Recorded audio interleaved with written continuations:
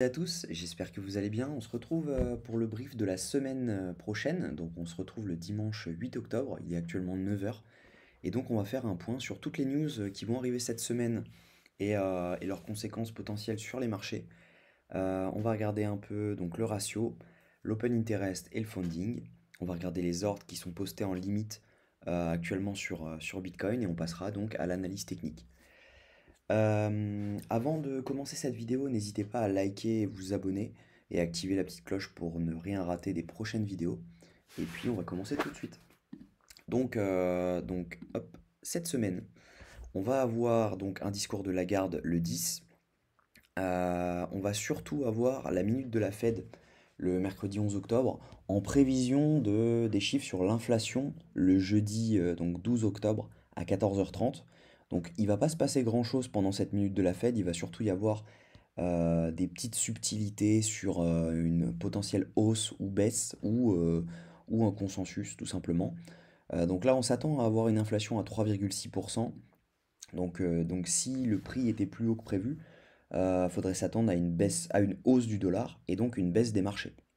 Et inversement, donc si le prix est plus bas que prévu, donc il faudra s'attendre à une baisse du dollar et une hausse des marchés. Donc ça va être intéressant à voir. Je vous déconseille d'avoir des trades à ce moment-là parce que tout simplement un peu des surprises. Même si on a beaucoup qui disent les news c'est des accélérateurs de mouvement, il y a quand même parfois des surprises, donc il faut faire attention. Vendredi, on aura un discours donc, de Lagarde. Samedi également un discours de Lagarde, tout simplement en prévision des chiffres sur l'inflation qui auront lieu donc le 18 octobre, si je ne dis pas de bêtises. Tac, le 18 octobre, ouais, à 11 heures. Voilà, on aura les chiffres sur l'inflation européenne. Donc voilà, ça aura pas de gros impact sur les marchés américains, sur les marchés crypto, etc. Mais si vous tradez le forex, ça en aura pas mal. Donc faudra y faire attention. En fait, tout simplement, si je reviens sur la news sur l'inflation, ça permet également d'avoir, donc là on a les chiffres par exemple sur le consensus américain pour le prochain FOMC, sur la potentielle hausse, baisse ou maintien des taux. Actuellement on est sur 72,9% pour un maintien des taux, et on est sur 27% de chances de les augmenter à la prochaine réunion. Si on avait donc des news inférieures ou supérieures, ce consensus viendrait à changer. Et c'est là où c'est intéressant, c'est que au moment où on nous annonce par exemple que les taux vont être maintenus, mais qu'on avait 98% de chances que les taux soient maintenus, bah, la news elle a aucun impact sur le marché au moment où ça arrive. C'est simplement si jamais on a quelque chose qui était imprévu, là, il va y avoir un impact sur les marchés. Donc pour le moment, on va avoir un impact sur le marché uniquement si jamais on monte les taux. Actuellement, on a 72% qu'ils ne montent pas. Donc il n'y aura aucun impact si les taux ne venaient à pas monter. Donc c'est quelque chose qu'il faut avoir en tête. Vous pouvez trouver ça sur cmegroup.com. Donc c'est assez intéressant d'avoir ça en tête, de regarder de temps en temps. Et le prochain FOMC, il est dans 24 jours. Donc voilà. Alors on va passer au ratio. Tac, donc je vais actualiser. Hop, donc on voit que c'est un peu kiff-kiff. On a des shorts qui sont remontés. Et on a également des longues qui ont chuté. Donc on a perdu 100 millions et on a gagné 100 millions de longues. On a gagné 100 millions de shorts, on a perdu 100 millions de longues. Donc intéressant à voir, on va regarder ça directement avec l'open interest et le funding. Je vais recharger la page. Hop. Alors, on va mettre le CVD spot, funding rate et hop là. Alors, premier coup d'œil, on voit qu'il y a l'open interest qui est en hausse. Hop. Alors, le CVD spot, il fait la gueule. Clairement, c'est pas le spot qui achète. Donc là, on est vraiment sur une vente spot. Assez intéressant à voir parce qu'en général, c'est le spot qui fait dump vraiment les marchés et qui les fait pump. Donc là, assez intéressant de voir qu'on a une vraie chute et on n'est pas du tout sur un petit maintien comme cela. Donc intéressant à voir. Au niveau donc de l'open interest, il est en pleine hausse. On voit hein, que la dernière fois qu'il était aussi haut, tac tac tac, c'était par ici. Donc c'est vraiment là où il y a des gros moves. Donc à voir, on est en pleine hausse avec une baisse donc de. Actuellement, si on met ça comme ça, hop, hop là. Ça, on va ignorer pendant 3 jours. Hop, ouais, si on regarde un peu, hein, on voit que donc l'Open Interest, lui, il est en hausse, alors que le funding, lui, est en baisse. Donc ça veut dire qu'on a tout simplement des ouvertures de short. Pour une majorité, on a une majorité de short, donc des liquidations qui sont en train de s'ajouter au-dessus.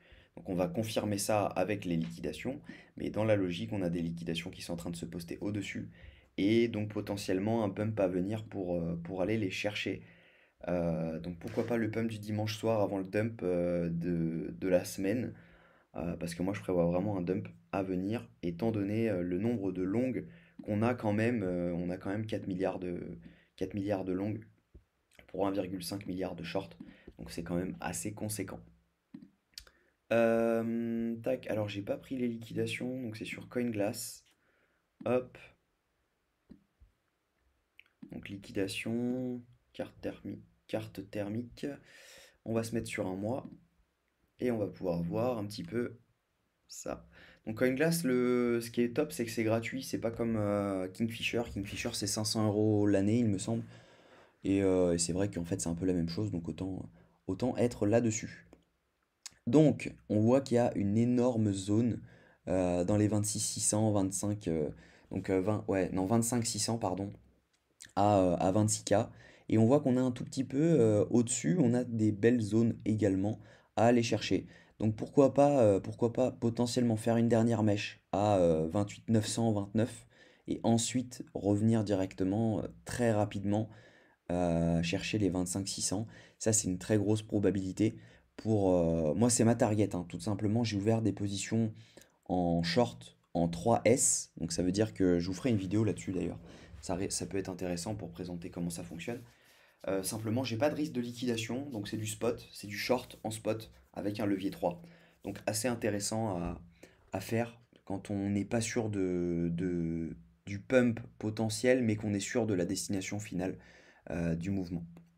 Donc pour moi, on va aller chercher cette zone parce qu'il y a beaucoup trop à aller chercher pour ne pas y aller. On n'a aucun intérêt à aller à 32 actuellement. Par contre, on a un petit intérêt à venir à 28, 28 800, 29 par là. On a un petit intérêt. Donc pourquoi pas avoir un dernier ultime pump avant le méga dump. Ça, on va voir, mais c'est probable. Mais le mouvement final, c'est un dump. C'est quasi sûr. Donc on voit qu'on a des ordres à 26 600, des ordres de vente. Ok, on a 4 millions, voilà, c'est ce que je vous disais, 28 900. Ça, c'est des ordres de vente spot ou futur.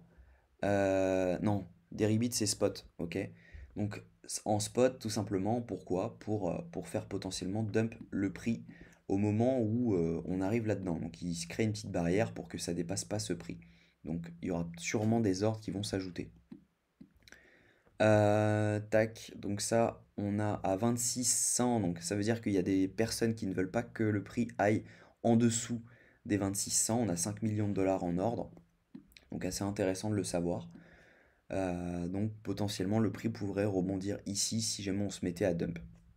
Mais bon, ça laisserait vraiment beaucoup de liquidité, donc ce serait assez étrange. On va passer à la technique. Alors, moi j'ai mis un petit short que je pense que je vais BE parce que ça fait 3 fois qu'on y retourne. Actuellement, j'avais short à 28,058. Je vais mettre mon BE, ça veut dire tout simplement mettre son stop limit, son stop loss à son prix d'entrée.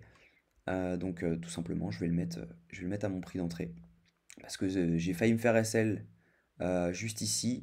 On est en train de revenir et on va voir toutes les liquidités qui sont ici. Donc ça peut être intéressant de BE au cas où on refasse un ultime pump, même si on voit hein, que là, il y a des plus bas qui n'ont pas été pris.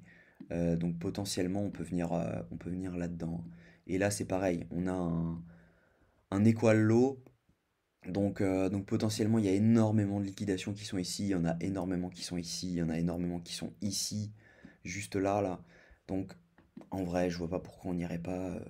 Ça peut aller vraiment très vite. Ça peut vraiment faire un mouvement, tac, aussi rapide que ça. Donc, euh, donc à confirmer, je vais le garder. Je mets BE, tout simplement. Bon, bah s'il part, faudrait juste pas qu'il fasse ça et qu'il reparte sans moi, ce serait con. Mais voilà. S'il revenait ici, je pense que je replacerai un ordre. On va voir hein, là-dedans. Tac. Parce que là, on avait vraiment un... Tac, tac, tac. Si on prend ça... Ouais, dans cette zone-là, il y a une belle résistance. Donc, il y a moyen qu'on rebondisse encore dessus. Qu'on reparte ensuite. Donc, à voir. À confirmer. J'attendrai de toute façon un... Je vais pas rentrer sur une énorme mèche. Je pense que j'attendrai un petit rebond comme ça et je rentrerai ici. Donc voilà, à confirmer. Pour moi, c'est un dump à venir. Maintenant, on peut toujours venir faire un plus haut pour liquider ce qu'il y a ici. Pour liquider tout ce qu'il y a ici, là. Donc à voir, à voir. Mais de toute façon, la destination finale, elle est ici. Donc je vais vous faire une petite vidéo dans la semaine pour vous expliquer les 3L et les 3S, parce que c'est vraiment intéressant de le savoir. Quand vous êtes sûr de vous sur la destination finale, mais que vous ne savez pas quand est-ce que ça va arriver, c'est toujours intéressant de ne pas avoir de risque de liquidation sur vos positions, et donc de faire ça en spot. Donc c'est plutôt pas mal. Donc voilà, bon bah on se retrouve demain pour le brief du jour. Là sur la semaine, on est sur potentielle baisse. On a pas mal de news à venir en prévention de la semaine prochaine, donc pas cette semaine, la semaine d'après. Donc ça va être un mois d'octobre assez intéressant. Et bah je vous souhaite un très bon dimanche, une bonne journée, et puis on se dit à demain.